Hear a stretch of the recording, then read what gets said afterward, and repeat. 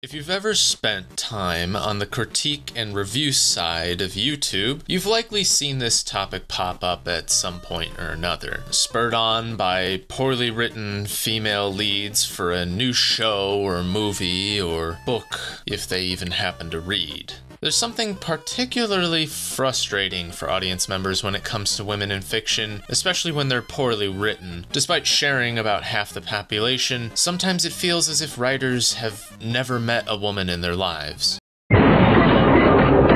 Or perhaps the writers are women, and yet they've somehow managed to write the most uninspired mess of a character anyone has ever seen. Whether you're a man or a woman, or anything in between, it's annoying to see a poorly written character in general. Even more so when that character is made to represent a group you belong to. And it's especially annoying when that same poorly written character is then hoisted up to the public square and pointed to as the root of all evil in our society, used as an example by bad actors to tell us something about how bad things are going with politics and economy and wokeism. Perhaps many writers come in with good intentions when they seek diversity and inclusion for their cast, and perhaps they only seek attention and validation for being an ally. However, I'm not here to shame those writers for wanting to be inclusive. In fact, I believe every writer should write stories with a diverse cast, not just in the way that they think and believe, but also in the cultures and backgrounds that their characters might come from. But something like that can't be half-assed, and that particular topic of discussion is far too broad to fit into a single video. So I think it would be best to start off with the minority group everyone can relate to one way or another: women. You were birthed by one, you probably know at least a few. Yes, the femoids, while distinct species has been seen in the wild, even the most socially inept have found at least a fictional woman to interact with at some point, and yet somehow it seems that female characters are very difficult to write for some people. It shouldn't be that hard. Just make a dude character and slap some tits on them, and boom, you've got a woman. Or, well, okay. You know, if that doesn't work, then maybe we should make a female character that no one dislikes in the story and always gets their way. Oh, okay, well, what about a female character who's meant to empower little girls by showing them how they defeat the patriarchy by beating up men for no reason other than sexism? I think you can see my point. Sometimes writers have something to say, but in an effort to do so, they sacrifice a compelling character to do it. Listed here are a bunch of reasons why either you or a faceless Hollywood writer might suck at writing female characters, in my opinion. And I, a white man, am going to tell you everything you do wrong and why I know all the answers and you don't. Mainly because if I was anything else, you probably wouldn't listen to what I have to say. Anyways, the first reason you suck at writing female characters is you've made them into a representative of their gender. Now, one might think, what if I'm writing a female character in a male-dominated profession or space? And to that I would say, who the fuck let you into my house? Go away. The second thing I would say is, they don't need to represent their gender to defy gender norms. Now, what do I mean when I say you've made your female character a representative of their gender? I basically mean just that. This character, for whatever reason, is not meant to speak for themselves, but instead an entire group of people. Everything they say is therefore something that the entire group must be saying. They are therefore an ambassador of all women, and everything they do, say, and accomplish, and everything they fail at is also attributed to their group. Got a flaw? Well,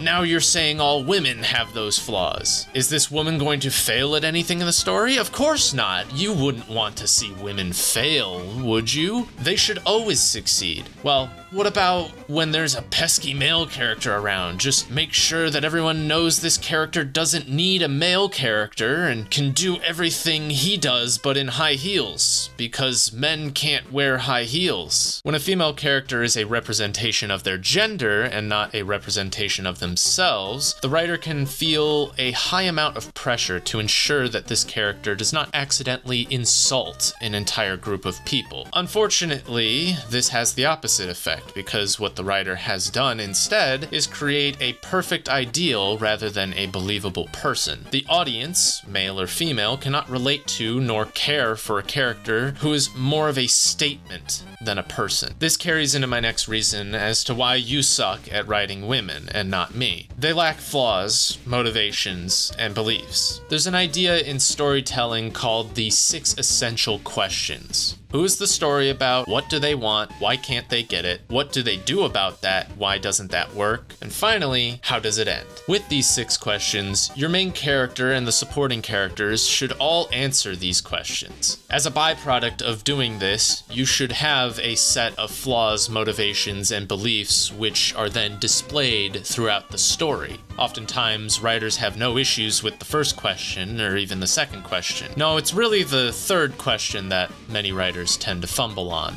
including myself. Why can't your character get something? Now, normally if a female character is meant to represent a gender, their answer is inevitably going to be tied to their gender. Perhaps this female character wants to be treated equally to their male counterparts. Why can't they get it? Because men are evil. Not a very compelling answer. It's not as if we can't have characters who delve into this topic, though. There are things which only women can do, after all. There are views in the world which only women can have. So why would we reduce it to something that must always inevitably tie back to men, especially when these issues do not always need to appeal to nor involve men? And while we can have a character who wants gender equality, who is stopped by the patriarchy and who tries and fails and tries again, we can also have a female character who is removed from that conversation entirely and instead has a completely different story unrelated to any of that. I'll give you an example with one of my own characters. Who is the story about? Kara Tibber, a fledgling monster hunter. What do they want? She wants to live a life of adventure free from the expectations of others. Why can't they get it?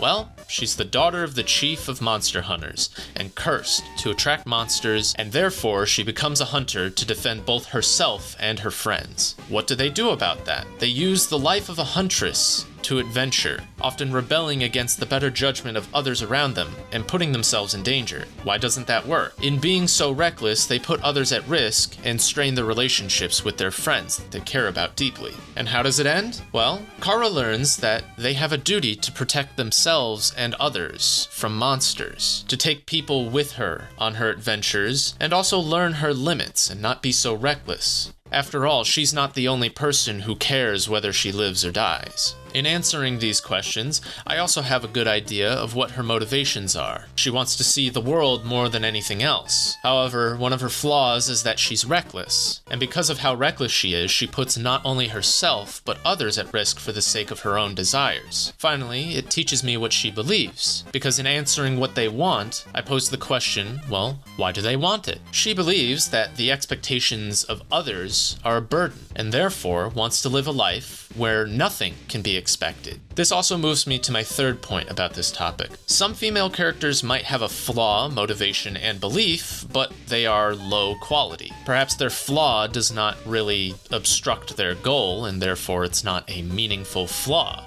Or perhaps their motivation is ambiguous and doesn't really drive the plot in any sort of direction. A character who has none of these traits, or very low quality versions of these traits, is what's known as a Mary Sue. And no, we cannot have a discussion about female characters without addressing the Mary Sue. For those who are not aware, a Mary Sue is a type of female character who is unrealistically lacking in flaws or weaknesses. In an effort to create a strong female character, writers will often create Mary Sues instead, all the while not fully realizing that strong characters are strong because they overcome their flaws, not because they lack them. I would also go further on this definition to include that a Mary Sue is any female character for which the world and the plot around them must change in order to suit their goals, as opposed to they themselves changing and developing during the plot. A good character reacts to their world and is changed by their story. A Mary Sue, however, forces the world to react to them, and the plot changes to fit their goals. And if you need to contextualize analyze this with the male equivalent,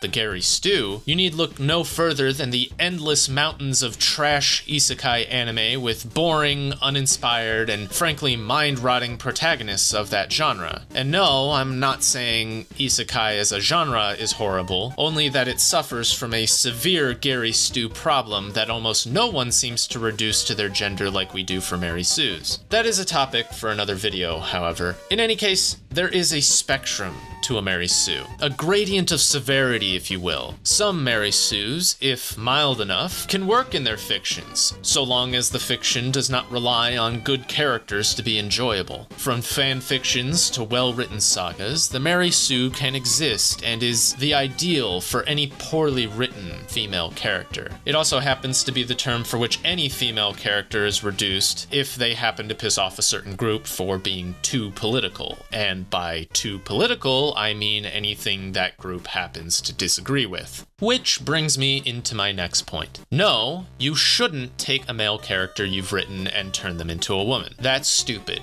You're stupid. Stop doing that. It very rarely ever works. Another thing some writers can do is creating a female character who's just another one of the boys. Not every woman is one of the guys. And although I am a tomboy enjoyer, there are many women who do not care to have masculine traits or hobbies. This brings me to my next point. You're overthinking it. When someone tells you to write a character as you would a male character, they're not telling you to write a male character and change their gender. They're telling you to utilize the same process for which you make a male character and attribute it to your female characters. Gender is only one aspect of a character, and it may or may not need to affect the character's personality or be brought up in the story at all. When you're making a male character, you hardly ever think about how they can represent their gender or how they depict male issues, so why not do the same for female characters? Allow them to be their own person instead of being dragged down by the expectation that they must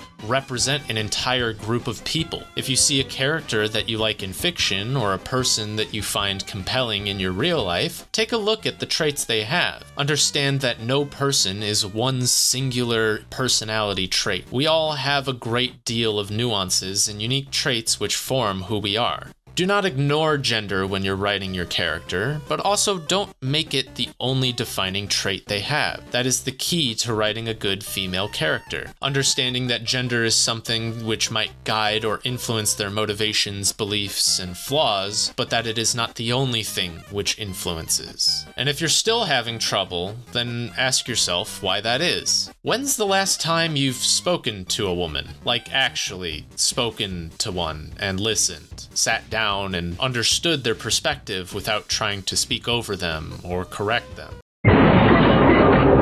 Being able to do that is how you expand your perspective as a person. You can do it with anyone you interact with, honestly. You don't need to agree with everything someone says, but as a writer, you should exercise understanding those you do not agree with. Depict people as they are, not as you want them to be, not as what you would want them to represent, or what you wish to say through their mouths. Give your characters their own distinct voice, and allow them to challenge beliefs and be challenged. A good writer will expand their perspective and acknowledge their biases. A bad writer will steal the perspective of another and attempt to hide a bias which can never be destroyed. But you will never write a good female character without first practicing.